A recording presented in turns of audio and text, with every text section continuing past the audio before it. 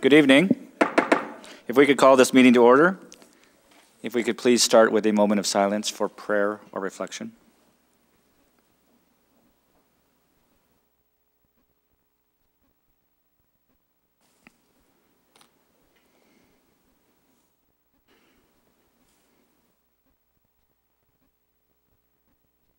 Thank you.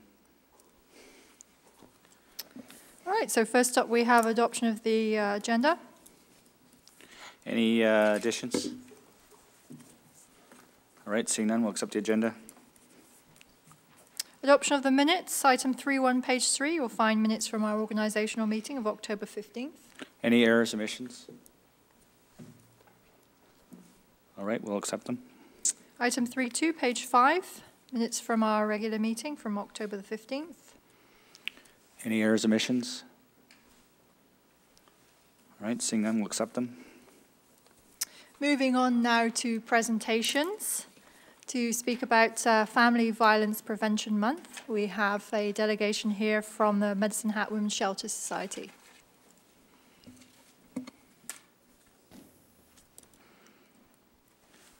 Welcome, Natasha and Peggy. Thank you and very much. You have the floor. Good evening, Mayor Cluxton and councillors. Thank you for having us here tonight. We brought some of our board members with us as well. We just really wanted to come and speak to you about Family Violence Prevention Month and a little bit about the shelter, just to update you on some of our new initiatives. As you know, we've been in this community since 1980, and we're thankful for the support from the city. We receive FCSS funding every year, which we truly appreciate for our programs and services. We are thankful that you donated the land for those 2 shelters, and we're also very thankful that you waive our property taxes every year, so thank you. As you know, we run a variety of programs at the shelter. We run an emergency shelter, which is a 21-day shelter for families, and we have just started accepting men into the shelter as well. We run Musasa House, which is our 2nd stage shelter, which families can stay at for up to a year. In conjunction with Medicine Hat Community Housing, we run a Housing First program, which is our very important program that has helped us house homeless individuals and families over the past 6 years. As well, some of the things we also run our 24-hour helpline. We run an outreach program, and we just opened new offices, which are located out at the Ridge behind the Clarion Hotel, and that's been wonderful, and we've seen a lot of traffic through those doors, so that's really been a great initiative. In addition to that, know you're well acquainted with our Safe Families Intervention program that we run with the police service, and that has been such a great program and partnership for us in our ability to be able to offer so many more programs and reach so many more people. As well, we also continue to run support and education programs for men, women, children, and youth, which are well attended, and as well as we do a lot of community education and awareness to schools and service clubs. Correct. Some of our stats that we thought were relevant is 26% of reported family violent crimes result from family violence. 74% of Albertans state that they know somebody who's been affected by family violence, and we think this is a very significant stat to be aware of. 1 in every 4 women and 1 in every 7 men will experience family violence in their lifetime. So we just really want to make sure, and that's our big focus this month, is really just to raise awareness of the issue. These are stats from the police report. As you can see, last year over almost 1,400 calls were received. That's a lot of calls, we believe, in a city this size. So we work really hard to make sure that if there are those many people facing family violence in our community, that they know where to turn for programs and services. And if you look at our numbers, we served almost 1,400 people as well. So I think of significance to note in that is, of that 1,300 people, 371 of those were children. So I think it's really important for me to stress sometimes for people to understand that, yes, we see women in our facilities, and yes, we've been supporting men through different programs, but right now there's 21 children at the shelter. And so that's 21 children who are hiding in a shelter because their families are not feeling safe. So I think it's just an important trend to notice.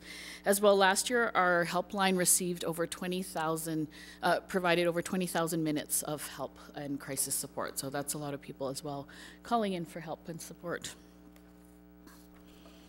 Some of our new initiatives, as I noticed, is we realized that there was a trend when we started doing some outreach work. We realized that about 7% of our caseload was male victims of family violence who were needing some help. And I think there's so much stigma around men reaching out for help, but we wanted to make sure that there was a safe place if men needed somewhere to go. Last year we had about 4 calls from men, single men or men with children looking for a place to stay. So sometimes those men don't feel comfortable going to the Salvation Army shelter because their needs are different, and so we really wanted to be able to open up our doors and do that. So we are doing that, as well as later this month we're working on a campaign called Trinity, and that is our new campaign about engaging men and boys. So I guess what I would say to you is this, is that we know that there's some not great guys out there who are not that great to their wives, but we also know that most guys are really great guys, and we'd really like to have conversations with them, and we'd really like to get them involved in the work that we do to maybe and I think sometimes the biggest impact people can have is just having those conversations. It doesn't have to be a gala, and it doesn't have to be a campaign, and it doesn't have to be a huge event, but sometimes just having a conversation with your friend or your buddy or wherever you're at, I think that's the biggest thing in just raising the awareness. So that's really important. And Peggy's been working really hard to do some early intervention work with youth programming and the GSA alliances in the schools and things like that. Is there anything you want to say about that? No. Get to our list of events. You can talk about it, Kate. Good. So this is Family Violence Month. We kicked it off on the November 1st with Mayor Cluxton signing our proclamation, and we did a memorial walk around the city. I'm sure you've noticed all the purple ribbons. Thank you for wearing your purple ties and the purple scarves. And so that's part of our fundraising campaign, as well as just to raise some awareness about it. So we're just asking people to be ambassadors for this month. Go out, have conversations, talk to people about it, point people to where they need to go to be safe, tell them about our programs and services. We just want people to make sure that they don't stay in unsafe situations and always have a safe place to go. So part of what we're doing this month is just really packed the month full of events. Do you want to speak to those? Do you want me to? I can speak Yeah, to you them. do. You did. So I've been really busy planning the months full of events. So we have the Gameshi Effect, which is Wednesday night, and it's a dance theatrical performance which speaks about sexual violence, sexual assault in the legal system in Canada, and this troupe has been touring all over Canada, so that's really exciting. We have the Glass Castle showing at Medicine Hat Public Library. It's been a lot of partnerships throughout the city for this month. So we have the Tigers, we have the SPCA for the Pet Walk, because we know that animals are affected by family violence very much so, and we have a great partnership with the SPCA where they will take an animal into shelter if their owner needs to come to our shelter, because that can be a barrier which many people face when they're trying to leave or thinking about leaving. Hip Health Hooray is one of the city initiatives with AHS, and this is near and dear to my heart. We have an art exhibit. I've been working with Color Me Free, which is the safe space programming through McMahon for LGBTQ2S+ youth, and we have been going into a few of the GSA, Gay Straight Alliance programs at some of the schools. We've been working at the Safe Space with Color Me Free, and we're building art around what it means to have a healthy relationship, and we are going to be having an art exhibit from 27th to 29th with all the art from the youth, because the idea is, instead of just lecturing them, because we know that doesn't necessarily work with youth, to get them involved, to get them to become advocates, and to really let them know that their voice matters. And that's it. That's it. We just really wanted to thank you for that. I don't know, are we allowed to ask for questions? Yes. Any questions? Does anybody Any have questions any or questions? comments? Councillor Samraj? Thank you, Mr. Mayor. I was curious, you said the numbers seemed high for our community. Do you know any idea of how we compare to others? Is there any way of comparing stats across the province? Probably is, and I probably didn't do that. But I think that for a city of 63,000, that 1,300 calls seems a lot to me.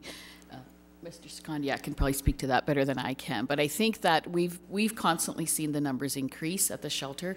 When I started at the shelter 12 years ago now, it was an 11-bed shelter, and now it's a 30-bed shelter. And we increased that because we were having to turn away people, and so we didn't want to have to do that. I'm not saying we're full at 30 all the time, but we are consistently full of people. And our second stage shelter is the only second stage shelter south of Calgary, and so that's constantly full because people need longer term places to stay. So we are constantly rotating numbers through those. So that's part of it, is that we feel like every year we're trying to respond to different gaps and different needs in the community, and so we are trying to increase our services to do that.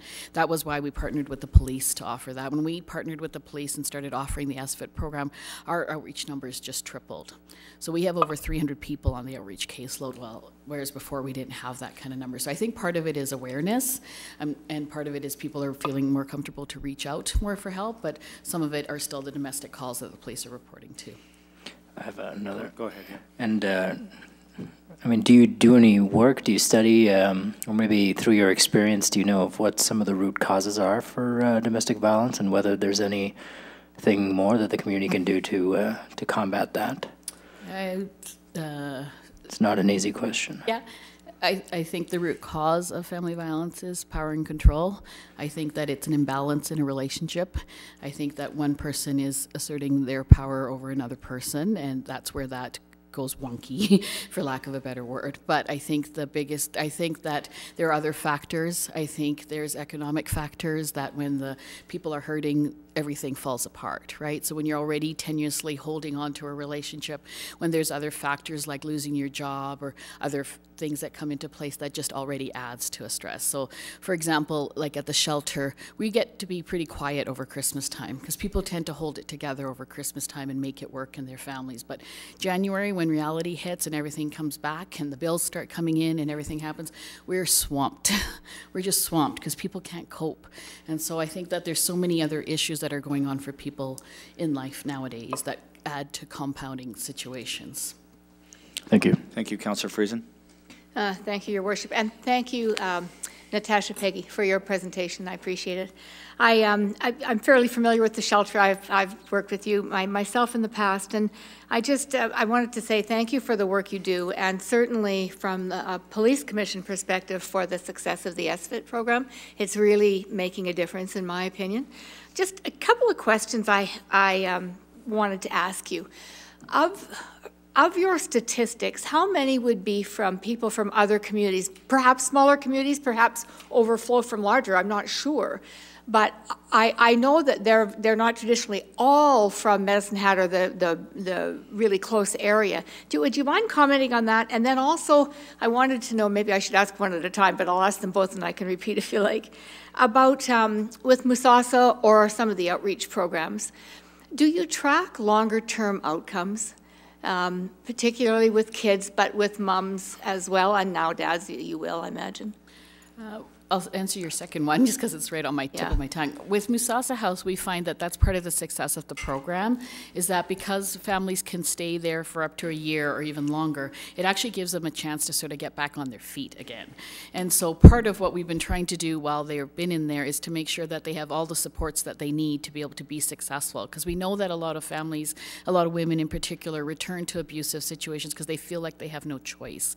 And they feel like financially they can't make it or they can't support themselves and their children. So sometimes the easiest thing in that case is for them to go back. So we've been working really hard to try to remove some barriers and provide some supports to them so they can get back on their feet. Partnership with community housing is one to get them into affordable housing. Partnership with the college is another. We have a great partnership with the college where they give us some money for the women to use so they can take courses and do upgrading and do whatever they need to do. Because sometimes it's just one course they're away, they're one course away from finishing a degree or a diploma or something like that, and maybe they just need a little bit of upgrading or a little bit of help. And so that's been a huge, wonderful partnership with the college to be able to do that. So we do track long-term outcomes. A lot of those women stay connected just to have somebody to talk to, and we haven't had a lot of women come back. Most women who stay that long and get back on their feet are managed to continue on and be successful in creating new lives for themselves. So we know that part is working. Can you remind me of your first question? I blanked on that, sorry. I knew I shouldn't have asked them both at one time.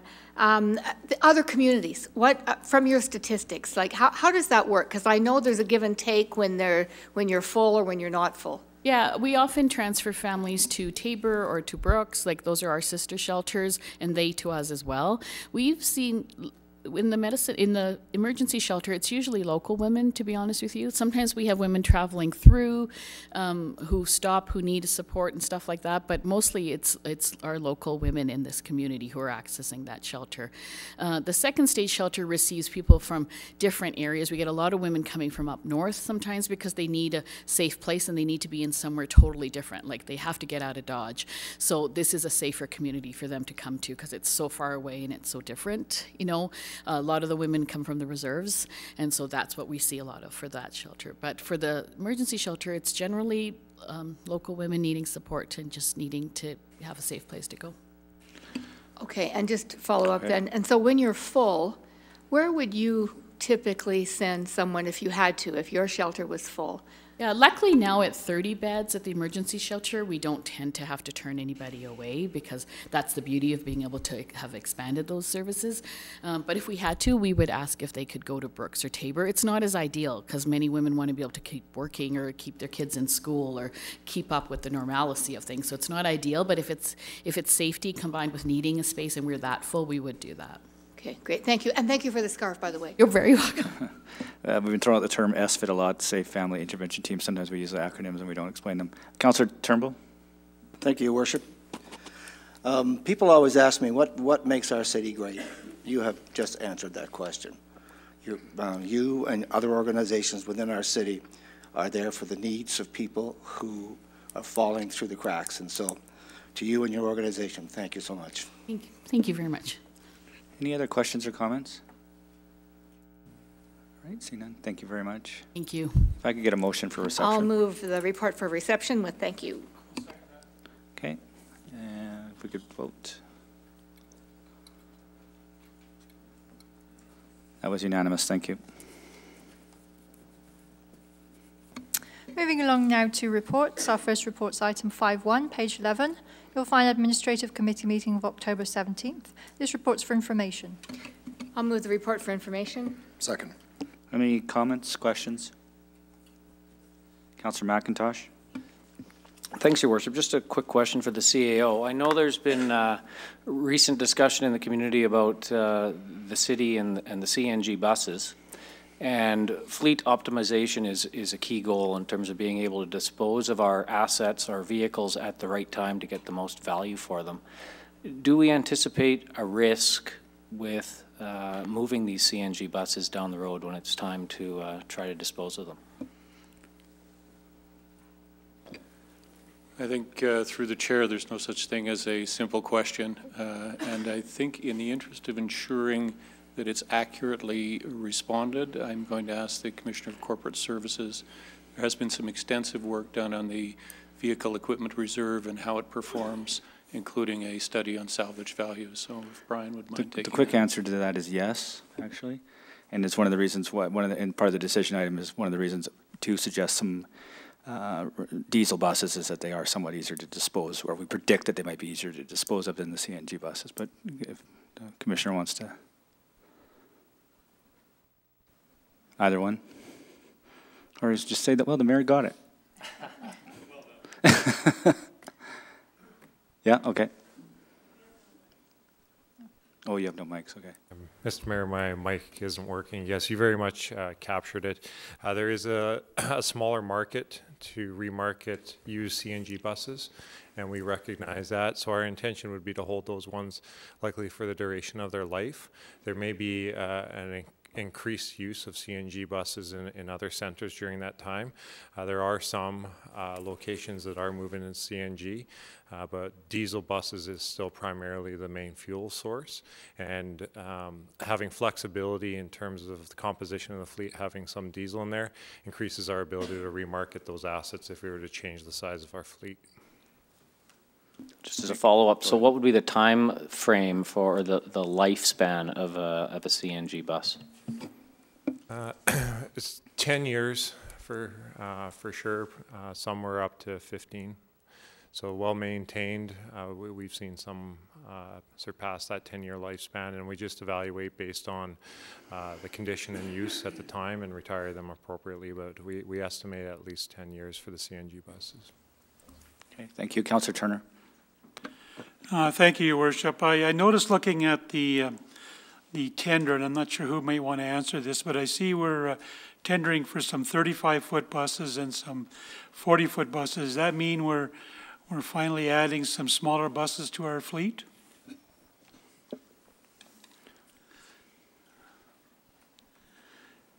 Through Your Worship, Councillor Turner, yes, we're looking at 35-foot buses and also exploring the potential to move to some 30-foot buses as well. Oh, thank you very much. That's great news. That's one of the questions I get asked by people on numerous occasions is why we have these huge buses going around town with 3 or 4 people on them. And I know it probably costs about the same to run a big bus as a small one, but it's a matter of perception. And I think the capital cost for the smaller ones is less as well. So thank you very much. Councillor Turnbull. Thank you, Your Worship. I think I said this at the last council meeting when we were talking about fleet services. And it's important to know that the city has made great strides from back in 2010 where we had over 1,000 vehicles. And we had as many as 200 older vehicles that had already been replaced by new ones, and we're still hanging on trying to fix those. And so after the audit was done, where are we today? We're under 700 vehicles from over 1,000. And so we're trying to make sure that we keep the vehicles that we have for the use within the city and get rid of them at the optimum price that we can get for those vehicles. Because it does not, people tell me all the time, well, just repair them, it's cheaper than getting new ones. It's not. The fact is not cheaper. To have a full maintenance garage with mechanics and the equipment, our vehicles, especially if they're in the NGPR and in the GENCO, those vehicles are used and they take a pretty rough beating. And so if you keep them too long, they are worth nothing and you end up buying. So I think we should give kudos to corporate services because that is a remarkable turnaround in the cost of operating our fleet services. Now, we're not going to let them take a bow on their laurels. We're going to keep pushing them to optimize it till we, as I've always said to everybody and my friends, we want the best possible services at the lowest possible cost. Any other questions or comments? All right, if we could call the question. That was unanimous. Thank you. Next item is 5.2, page 16, Development and Infrastructure Committee meeting minutes of October 17th. And this is for adoption for the off-site levy bylaw rate update. I move that report for adoption. Second. Any questions or comments? All right, if we could vote. That was unanimous. Thank you. Our next report's item 5.3, page 39. Energy and Utilities Committee meetings minutes of October the 18th, just for information. Can I get a motion? I'll move the report for information. I'll second that. If we could vote.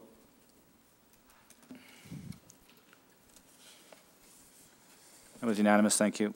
Item 5.4, page 40, Public Services Committee meeting October 22nd, again for information.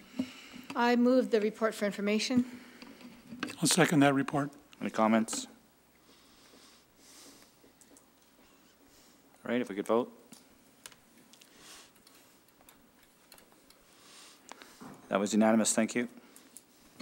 Item 5.5, page 46, Administrative Committee meeting October 31st.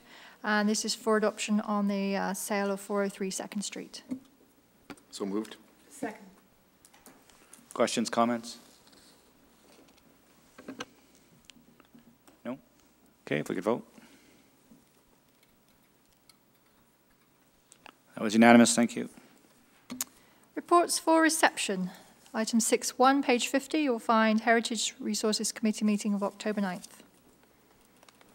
I'll move the report for information. I can get a second. I'll second that. Thank you. Any questions or comments? Councillor McIntosh? Just a quick comment, if I could, Your Worship, on the item number 4. Earlier in the month, HRC hosted an open house at the Esplanade for the anticipated moving forward of getting a designation for Saratoga Park. I would like to thank everybody who came out and offered feedback that evening. I was there for a few hours, and a huge turnout, in my opinion. And I had the chance to go over some of the feedback, very positive in support of moving forward with it. And also a interesting feedback in terms of what the community sees in terms of what this segment of our community might eventually turn into. So again, thank you very much for showing up and giving your feedback. Thank you. Any other comments? Councillor Friesen? Thank you, Your Worship. Just briefly, Mr. Morris is in the gallery tonight. I just wanted to thank you for your 3 years of work on the civil defense siren. It represented a lot of research on your part, and we appreciate it. Thank you. Councillor Turnbull? Oh, I'm sorry. I want to speak on a different one, so it's my fault. Thank you. Not on this report? No. Okay. Any other questions or comments? All right, if we could vote. Okay, that was unanimous. Thank you. Our next report for reception is item 6.2, page 54, Subdivision and Development Appeal Board hearing for October the 16th. I'll move the report for reception. I'd like to make a comment after I get a second. Second that. Go ahead, Councillor McIntosh. So this was an interesting appeal. A gentleman wanted to move forward with an infill development in a certain segment of our community. Infill is what we are striving for in terms of a cost-effective way to transform our older communities. And a roadblock was in front of them in terms of this individual wanted to build a house with a front driveway. And the only way that was allowable under the current land use was if there was existing 60% of the houses on that street with a front driveway. So unfortunately, due to the regulations in front of the city, they were not able to pass that approval. Came to the appeal board and it was unanimously supported. So I have a question, perhaps for Commissioner Schwarzenberger, in terms of, I understand the land use bylaw is going to be looked at over the coming years. Is there a way to address issues like this by giving more decision-making control in terms of discretionary uses, et cetera, to the planning department, rather than these individuals having to come to the subdivision and appeal board? Go ahead. Through the chair, the short answer is yes. There's a number of tools that could be available. I think we would explore those following the adoption of the MDP, Municipal Development Plan. I think that in reading the decision, reading the staff reports, the decision of staff and the recommendation of staff align very well with the policy and the MDP, so I don't think there's an issue in that respect. But in terms of providing more flexibility and latitude, and quite frankly, customer service to facilitate development, absolutely we would explore those tools. Thank you very much. That's exactly what I was hoping to hear. Thank you. Councillor Turnbull? Thank you, Worship. Well, I think it was a great decision by the appeal board. I think it was a wise decision in the best interest of our city. And so I thank the board for that, because I think it's important that our citizens know that no is always not no, and that we do have appeal systems and they work. And what's happened today is you brought that up. That's something we should look at when we discuss our land use bylaws coming up in the future. So thank you so much for that. Thank you. Councillor Somrush? Thanks, Mr. Mayor. I'm not sure who to direct this question to. The subdivision appeal board is new to me. I'm curious about why this decision wouldn't come to a council meeting instead of an appeal board. And because, I mean, isn't it we make up our mind and we change our mind on things all the time? I'm just wondering why our power doesn't extend to cases like this. Thank you. That's a good philosophical question, I think, but we have no, I mean, we have to accept this decision. This is for information. But why? I don't know. Do you want to try to answer that? powers of granted in the MGA. Through the chair, the MGA stipulates there's a subdivision appeal board, so this is not within council's authority. It's a regulatory board. It's a development decision that goes to the subdivision and appeal board. So subdivision or development appeals go to that board. Council deals with rezoning and changes the land use bylaw. So it's just a regulatory function versus a legislative function that council has through the land use bylaw. Go ahead. If I may, I guess I'm just thinking on behalf of the property owner in this case, if they wanted to do this, but we're looking for another avenue to make this change, they would essentially have to apply for a land use change and come here, come before council in that way. No, that's not quite correct. This is a development issue going through the planning department, and the appeal process for subdivision decisions or development decisions goes to the subdivision and development appeal board. It's a regulatory function that isn't within council's purview, whereas zoning is a land use, and that's through the land use bylaw that council passes, and council approves any amendments to the land use bylaw. So it may be possible to change the land use bylaw, to change the flexibility of what can be approved by the development officer, but as a development decision that is not within the purview of council. I think it's probably to depoliticize those kind of decisions as well. Hopefully that helps. And correct me if I'm wrong, the next step would be if they weren't happy with the appeal, they could, it's court of Queen's Bench. Yeah. Okay, any other questions or comments? Councillor Divinowski? Your Worship, I think the conversation has already been said, and as it has been already been communicated, this is for information.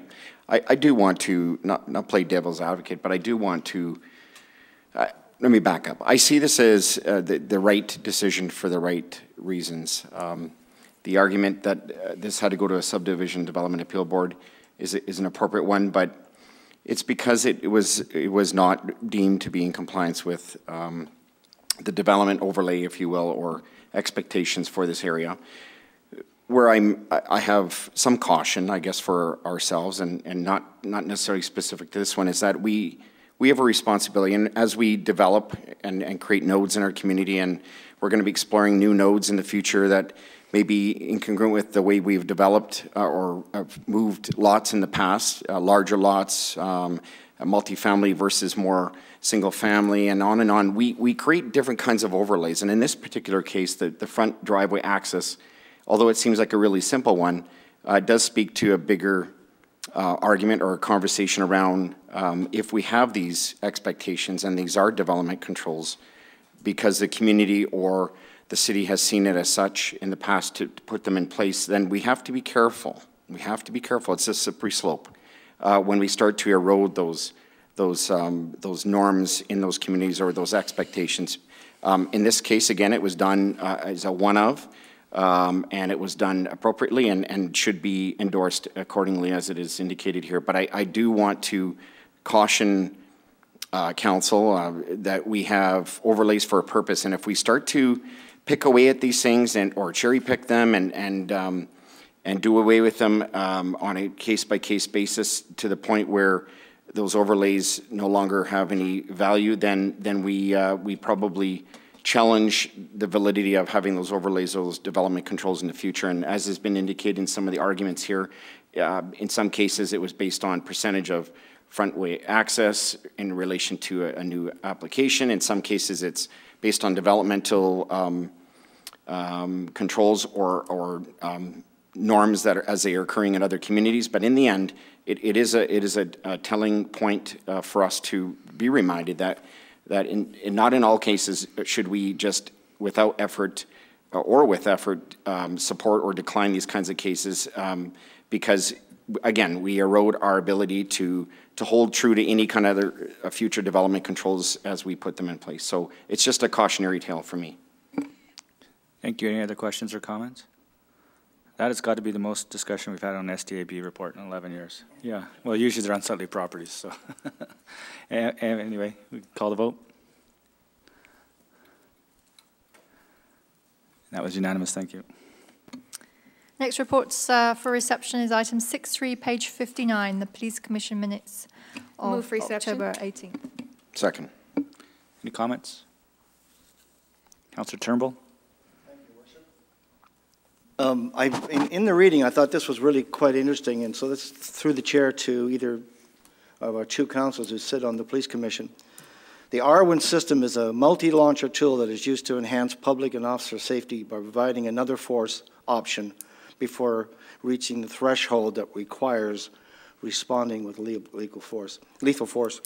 I think this is a great program. Maybe you could fill us in a little bit more as to actually how this system works. I think it's important that not all of us know the difference between this system and a taser, right? Like we know what taser does, but we don't know what the RWIN does. So maybe you could explain that if you could. Thank you.